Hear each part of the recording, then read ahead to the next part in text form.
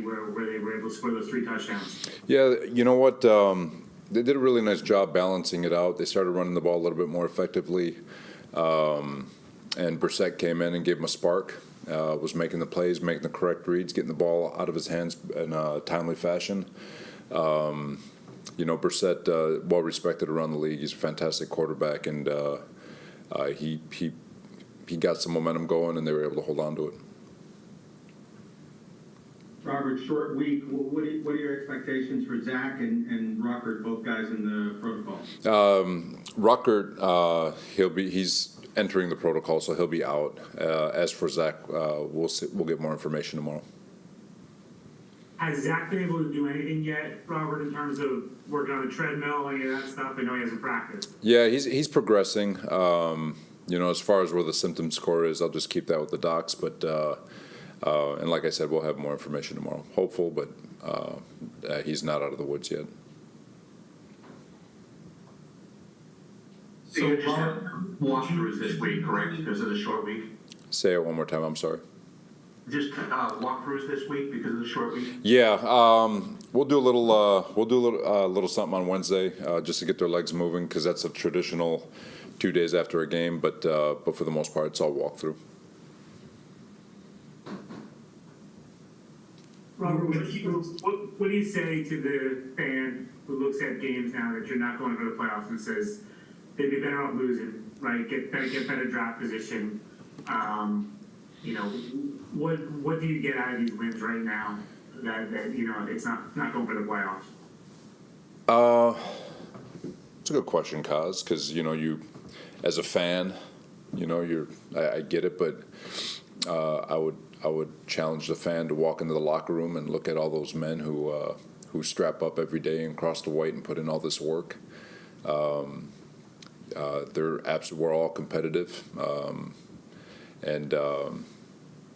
one wants to step on the field and put together a poor effort and look bad on tape. That's their resume. That's who they are. That's who we are. Our game plans, our performance on the field as players, and there's a lot of pride and there's a lot of sacrifice that all these men who play football have sacrificed their entire lives, the blood, the sweat, the tears, the family time, the vacations, to put themselves in position to call themselves professional athletes. And while I get it from the fan perspective, you will never see a player ever think about anything other than stepping on the field, being his absolute best, and trying to figure out how to win a football game. Same with coaches. Do you feel like you can gain stuff like globally, for the future and everything from wins here at the end of the season? Absolutely, especially when you look at the offensive side of the ball. Brownlee gets his first touchdown yesterday. Xavier Gibson's becoming more and more of a player. Garrett Wilson and Breece Hall are still just second-year players. Both were obviously major contributors yesterday, like they are every week. Tittman's a rookie. Carter Warren's a rookie. Jacob Hansen's trying to prove that he belongs. And then obviously Lakin and Makai, both veterans, trying to finish out their season strong. And there's more. Conklin's playing well. Ruckert, second-year kid. So there's a lot of youth on the offensive side of the ball that is just trying to find ways to get a little bit better every single week, every day, and really kind of propel themselves into the 24 season. At the beginning of the year, Breece Hall was basically a non-factor in the passing game. I'm wondering if you could describe how that's evolved to the point now where he's such a weapon. I think I just counted, it's like 34 catches in the last 5 games. If you could just describe how that's evolved over time. Yeah, credit Breece. He's been putting in the work. He's been chomping at the bit to be more involved in any way he can, and it was good. I think I read that we gave over 30 touches yesterday, which is awesome, if I'm not mistaken, right? And it's deserved. He's one of our best playmakers, and we got to do everything we can to find a way to get him the football. And same thing with Garrett, Conklin, Xavier Gibson. They're all evolving in a way. And but with Breece, he's a special talent, and again, like I said, just trying to find ways to get him the ball as best we can. Robert, can you go into a little more detail on when Woody let you know that you would be back, and were you ever concerned, or what did it mean? Anything you can say. I speak with Woody every day. Joe speaks with Woody every day. We all do, and just the language and the conversations, and he obviously challenges us every day. And but you just through all those conversations, they're all fruitful, I guess you could say, in terms of language and where this organization is going and the things we need to do to progress and be better for 24. So, like I said, I'm only focused on the moment. We're wired that way as coaches, and but Woody has never wavered on his support for us and the things we're trying to get done.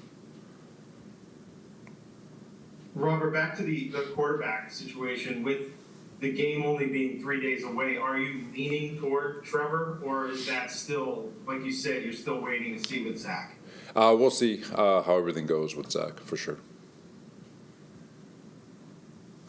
There was some talk, I think Albrecht might have mentioned it, the hope of getting Will McDonald some more snaps against Washington, but I don't think he did. I think maybe it was about the same or even less than he had the previous week. Could you describe what happened and what the plan might be for him for the next 2 weeks? We'll continue to try to find ways to get him in, get him some opportunities.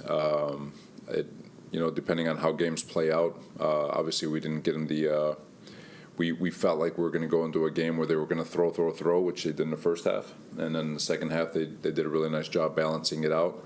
And then obviously the game took on a whole new face, if you will. But Will's going to be fine. I know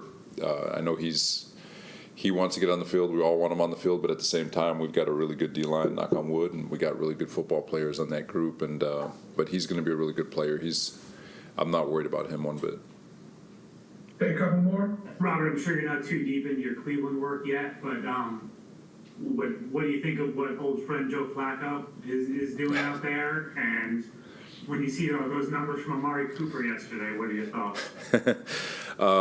Joe's awesome. Yeah, obviously that we all love and appreciate Joe, and always felt very confident when he was on the football field.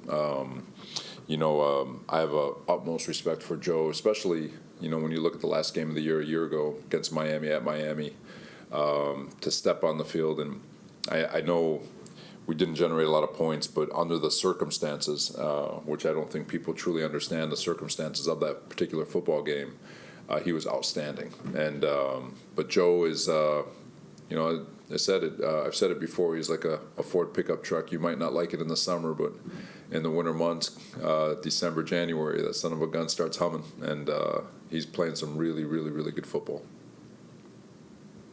And how about Amari, those numbers yesterday? Yeah, Amari's been one of the better receivers in football for a very long time, and anytime you see those numbers, it's going to put your antennas up, and we love our corners. They got it, and they're going to have their work cut out for them.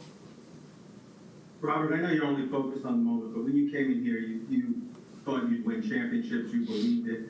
How tough has these 3 years been that you haven't gotten where you want to get? Oh, it's been a grind.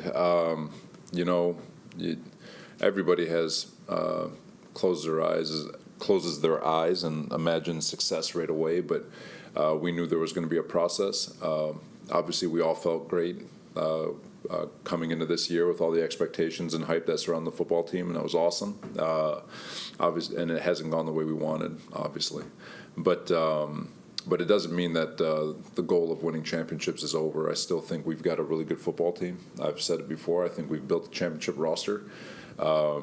There's a lot of things that we've learned through adversity over the last 3 months since Aaron's injury that will help us not only as coaches, myself from our process and how we do things, to players and areas where we can improve, and areas where players have come out of nowhere to show that they belong. So there's a lot of growth that I feel has happened over the last few months, and it's going to be our job to make sure that we attack it in every facet, not just on the field product, but off the field, with regards to messaging, the way we schedule things, the way we practice. All of it is going to be there's going to be tweaks all the way across the board. There's a hard lesson Last one here. and just to follow up on what you just said about, Aaron's injury happening early.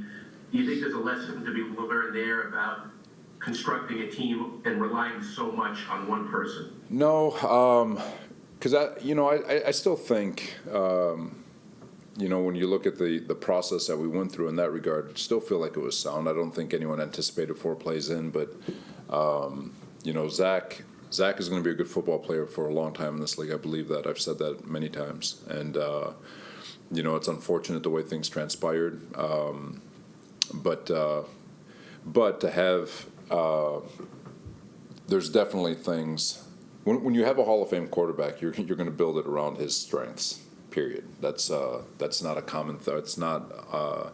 That's a very common thing throughout the league. It's not just a Jets thing. That's league wide. But could we have done things better? And I'm talking about myself and the coaching staff with regards to, all right, here's our worst case scenario. Now what? Absolutely. And it's something that we'll make sure that we do a heck of a lot better with next in 24. Thank you, everyone. Merry Christmas. All right. Merry Christmas, everybody. Thanks, guys. That concludes our availability for today. Thanks, man.